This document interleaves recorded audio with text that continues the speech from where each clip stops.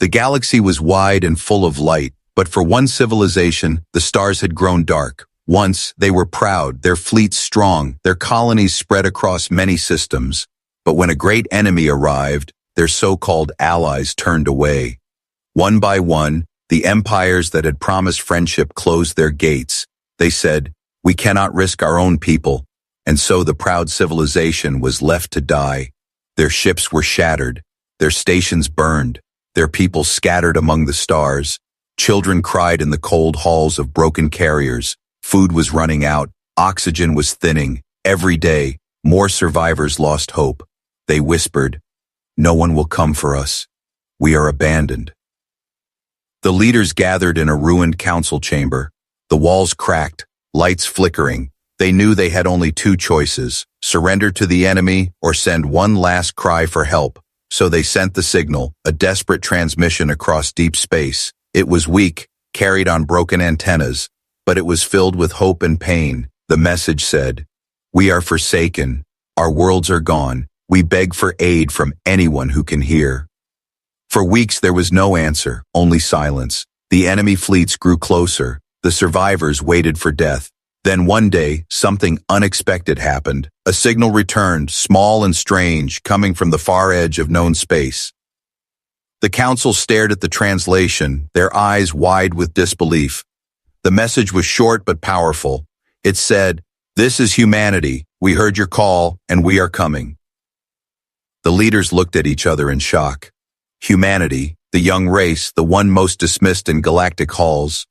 They were small, barely counted as a power. No vast fleets, no great empires. Other species had laughed at them, calling them dreamers, explorers, children of Earth. And yet now, when all the great powers had turned their backs, it was humans who answered. Some leaders felt anger. What can they do? They are weak. They cannot fight this enemy. Others felt fear. Perhaps they come not to save, but to conquer us while we are broken. But deep inside, in the hearts of the refugees, a small flame of hope began to burn. If even a single ally still cared, perhaps they were not alone. Perhaps their story was not yet finished. The survivors watched the stars, waiting. Days passed, then weeks, then at last the human fleet appeared. They were not vast dreadnoughts or mighty armadas. They were small ships worn by travel, carrying strange markings and patched armor. But they came with courage, and they came with open hands. The first transmission from the humans was clear and strong. "We will not abandon those who cry for help, not while we still draw breath." The refugees listened, some crying, some laughing with disbelief. They had been forsaken by the stars, but the most unlikely of all had come to their aid. And though no one yet knew it, this moment would change the fate of the galaxy forever. The human ships drifted into the broken system, their engines glowing faint in the darkness. To the survivors, they looked too small, too fragile, nothing compared to the towering fleets of old allies. Whispers filled the halls of the refugee stations. "These are our saviors? These small vessels?" The doubt was heavy, almost as heavy as the silence that followed the first human message. On the central station, the council gathered again, their faces pale from hunger and fear. A human captain appeared on the screen, his voice calm, his eyes sharp. He said, "We know you doubt us. We know you think we are weak, but we did not come here to be worshipped. We came because no one else would." The room grew quiet. The survivors studied this human, his uniform worn, his shoulders carrying the weight of 1,000 choices, and in his words, Tom. Here was something no other empire had offered, not promises of glory, not demands of tribute, but simple determination. Still, the doubts did not fade easily. One alien leader spat the words, "Your ships are tiny, your fleets are nothing, the enemy will crush you, and us with you." The human only nodded. "Perhaps, but we are used to being underestimated. That has always been humanity's strength."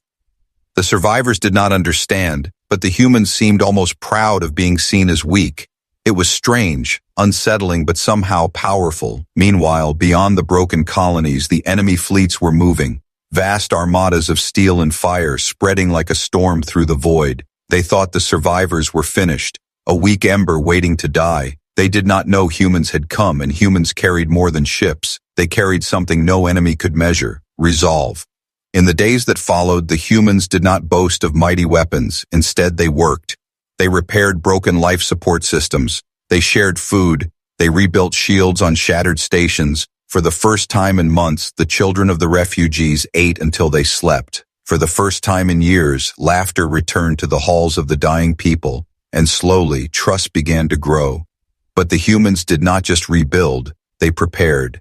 Strange drills echoed through the stations, human soldiers teaching the refugees how to fight. New codes were whispered into the comms, human engineers teaching how to mask signals, how to confuse sensors. The survivors watched with wide eyes. These humans were not rich in fleets, but rich in ideas. Every tactic was clever, every plan was unexpected, and then came the night of the first clash. Alarms screamed as enemy scouts slipped into the system, their ships hunting for survivors. The council panicked, shouting, "We are doomed, the humans will flee." But the humans did not flee. Their small fleet moved like shadows. Their ships darted into hidden positions, silent and waiting. When the enemy scouts entered, confident and careless, the humans struck, not with overwhelming firepower, but with precision, with surprise. One by one, the enemy ships vanished in bursts of fire. The survivors watched in stunned silence. It was not possible, and yet it happened before their eyes. In the ruins of the battle, the human captain spoke again. "You thought us weak, but weakness is what they see when they do not look close enough, and we use it to strike where no one expects." The survivors finally understood humanity's power was not in size or numbers. It was in the way they turned weakness into strength, and for the first time, the council whispered words they had thought lost forever. "Perhaps we can win." The wreckage of the enemy scouts drifted in the void, their fire fading into cold shadows. For the survivors, it was a miracle. For the enemy, it was an insult. No one had expected humans to win. No one had expected humans to fight with such precision. And now whispers spread through every refugee corridor, whispers that sounded like hope. But hope is dangerous. The enemy would not stay blind for long. Scouts lost meant a warning. The armada would come in force. The council argued bitterly. "We must flee again. The humans cannot hold against the storm." But the human captain shook his head, his voice calm but filled with steel. He said, "Running only buys death later. Standing here gives us a chance, even against an armada." The council fell silent. The humans were not boasting. They spoke with certainty.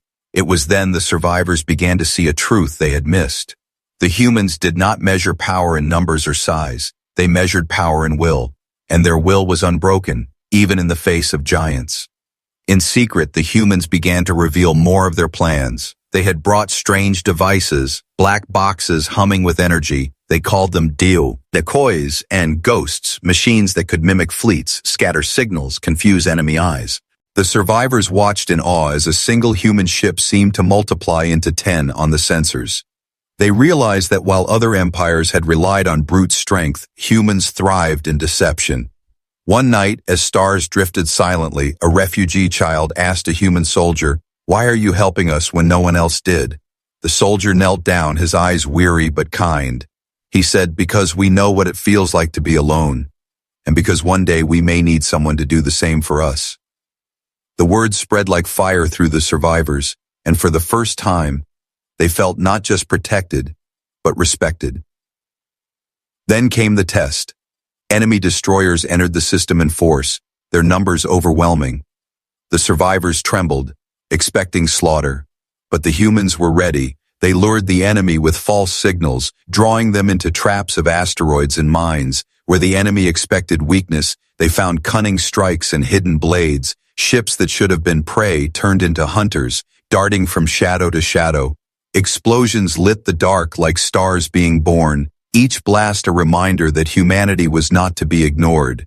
The survivors gasped as massive destroyers were torn apart by ships 1/4 their size. The enemy retreated in confusion, their arrogance shattered, their pride bleeding into the void, and in that silence after battle, the survivors understood something terrifying and beautiful. Humanity was not just saving them, humanity was rewriting the rules of war. The human captain spoke again to the council, his voice firm. "This is only the beginning. The enemy believes they have crushed you, but they have not yet met us in full. Together we will show them what it means to underestimate those they call weak." The survivors looked at each other, and for the first time in their long suffering, they no longer felt abandoned. They felt part of something great. An alliance forged not in power, but in defiance. And in their hearts, a thought grew louder than fear. If this is what humans can do with so little, what will happen when they unleash their full strength? The stars trembled with the coming storm. From the edge of the system, the enemy armada arrived, their ships a wall of steel and fire. Dozens of cruisers, carriers, and destroyers moved in formation, their weapons glowing like suns. To the survivors, it felt like the end. No fleet this size had ever been stopped, not by them, not by anyone. On the station, alarms screamed, children clung to their mothers, soldiers prepared for death. The council shouted at the humans, "You must flee. You cannot fight this." But the human captain did not move. His eyes were fixed on the vast enemy fleet, calm and cold. He said, "We came here knowing this moment would come. We will not run." The humans had no dreadnoughts, no carriers, only small ships and clever hands. Yet in those ships, strategies waited like coiled serpents. Every asteroid field had been mapped, every gas cloud marked for ambush. Every hidden weapon humanity had brought was ready to fire. The enemy advanced, confident, mocking. They broadcast their threats into the system. "Surrender now, and we will grant you mercy." The human captain answered with silence, only the steady movement of his ships. Then, at the perfect moment, the trap was sprung. From the asteroids came mines, thousands of them, hidden for weeks by human engineers. Explosions tore through the enemy vanguard. 3 cruisers shattered in seconds. Confusion spread through the enemy fleet. Their sensors scrambled by human decoys. What they thought were 10 human ships became 50 on their screens. What they thought were weak defenses became hidden blades in the dark. The survivors watched in awe as small human corvettes darted between giants. They struck engines, fuel lines, weak spots no one else had dared to target. Massive destroyers spun helplessly, caught in their own arrogance. And for the first time, the enemy realized the truth. This was not prey. This was a predator wearing the skin of weakness. But the battle was not without cost. One human frigate, the Dauntless, was surrounded by 4 enemy destroyers. Its captain ordered his crew to evacuate, then drove the ship straight into the heart of the enemy line. The explosion was so bright it blinded the sensors of both fleets. When the light cleared, 3 enemy destroyers were gone, and the Dauntless was nothing but memory. The refugees cried out, mourning for those humans they had barely known, yet their sacrifice burned deeper than any wound. The council leader whispered, "They fight as if our lives matter more than their own." And in that moment, trust turned to loyalty. The battle raged on, hours of fire and silence. But slowly, against all logic, the tide began to shift. The enemy retreated, leaving wreckage behind. They had come expecting an easy slaughter, but they had found defiance. They had found humanity. As the last enemy ship fled into the void, the human captain spoke once more. He said, "This is only the first lesson. We will not be broken, we will not abandon, and we will not forgive." The words carried across the system, recorded, remembered, spreading through every survivor. And though the war was far from over, a new truth had been written in fire and sacrifice. Humanity was no longer the weakest race in the galaxy. They were its most dangerous. The battlefield was silent, wreckage drifting like broken stars. The refugees stared at the humans with new eyes. The enemy had been driven back, but the cost was heavy. The names of the fallen echoed in the halls, their sacrifice carved into memory. Yet behind the grief, there was something else growing: wonder. The council met with the human captain, their voices softer now, no longer filled with doubt. One leader asked, "How did you do this? How did a fleet so small defy an enemy so vast?" The human captain looked at them, his eyes shadowed, his voice steady. "We are not stronger than them, but we are older in ways they do not see." Confusion filled the chamber. The aliens leaned forward, searching for meaning. The captain touched a console, and suddenly the room filled with images, blueprints of weapons unseen, maps of hidden systems, archives of wars long past. The council gasped. This was no ordinary knowledge. This was ancient, secret, dangerous.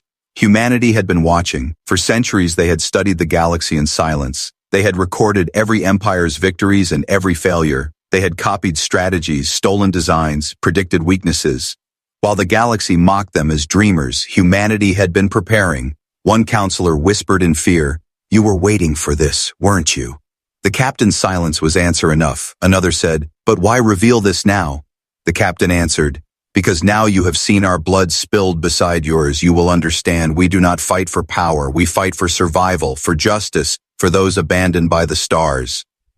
The revelations spread quickly. Survivors told stories, children whispered them in bunkers, soldiers repeated them on patrol. The humans were no longer seen as weak allies. They were seen as hidden guardians, shadows that had studied the galaxy too long to ignore. And yet there was fear as well as hope.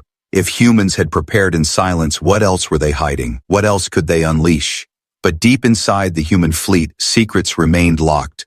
Rumors whispered of a hidden armada, warships buried in forgotten systems waiting to be awakened. The captain never confirmed, never denied, only smiled when asked. The mystery only deepened the power of humanity's image, and as the enemy massed again at the edge of the stars, the council realized that the humans had not only given them weapons, but something greater. They had given them a reason to believe, a reason to fight, a reason to rise again. From forsaken ashes, a spark had been lit, and that spark carried the name of humanity. The enemy returned like a storm of fire. This time they did not send scouts or small fleets. They sent their armada in full. Hundreds of warships, carriers, and siege engines poured into the system, their formations stretching across the stars. To the survivors, it felt like standing before the end of the universe. On the stations, alarms never stopped screaming, families huddled in silence, soldiers braced with trembling hands. The council whispered, "This time we cannot win, not even with the humans." But in the human flagship, there was no fear, only steel. The captain stood before his crew and said, "Today they believe they will crush us. Today they believe we are weak. Today we will show them what it means to be wrong." The coalition fleet moved, small against the vast wall of the enemy. Human ships took the front, their allies behind them. The enemy laughed, broadcasting their arrogance across the comms. "Your tiny vessels will be ash before the hour is done." But humanity had not survived history by playing fair. The moment the enemy advanced, the void erupted with hidden fire. Mines exploded beneath carriers. Asteroids split open to reveal hidden railguns. Decoys scattered, multiplying human ships into hundreds of ghosts on enemy sensors. The battlefield became chaos. Enemy ships fired at shadows, destroying each other in confusion. Meanwhile, humans and allies struck with precision, hitting weak points, vanishing into debris. For every human ship destroyed, 5 enemy vessels burned. Then came the sacrifice. The human ship Vigilant was crippled, its engines torn apart, its captain refused retreat, instead steering straight into the enemy's flagship. His last words echoed across the comms. "Tisked, for those who were abandoned, for those who still hope." The explosion shook the stars. The enemy flagship shattered into fire and silence. The refugees wept, their grief mixing with awe. They had seen courage before, but never like this. The humans did not fight for conquest. They fought with their very souls. Each loss became a symbol, each death a spark that lit the fires of defiance. The battle raged for hours. Enemy numbers still towered over the coalition, but their pride had cracked. Every human trick, every trap, every hidden weapon tore deeper into their ranks. For the first time in centuries, the enemy's advance stalled. On the council station, one alien leader whispered, "They are not soldiers, they are storms." Another answered, "No, they are something far more dangerous. They are human." As the enemy began to retreat, dragging their broken ships into the dark, the humans did not cheer, they only prepared, because they knew this was not the end, only the opening act of a greater war. But for the first time, the galaxy had seen it. The moment when weakness became strength, the moment when the forsaken found their salvation in humanity. The battlefield lay quiet, the stars littered with burning wrecks. The coalition had survived, but the enemy was not destroyed, only delayed.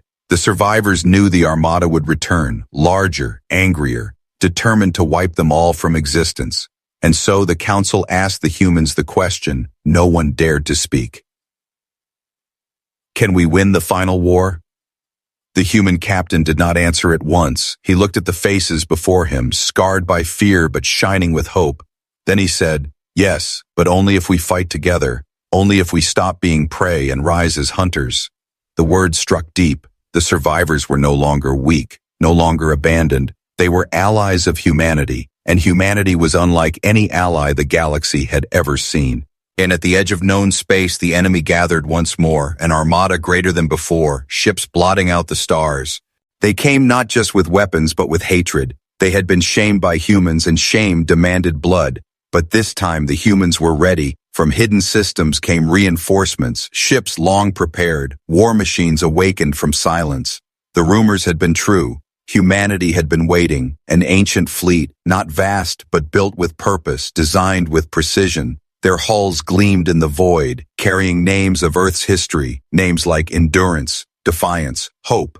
The coalition gasped when they saw them. The humans had not lied when they said they were underestimated. This was no accident, this was destiny. The final battle began with fury. Enemy warships poured fire into the void, their weapons cutting through space like fire through glass. But humanity's fleet moved with deadly grace, weaving traps, striking soft points, sacrificing pieces to win the whole.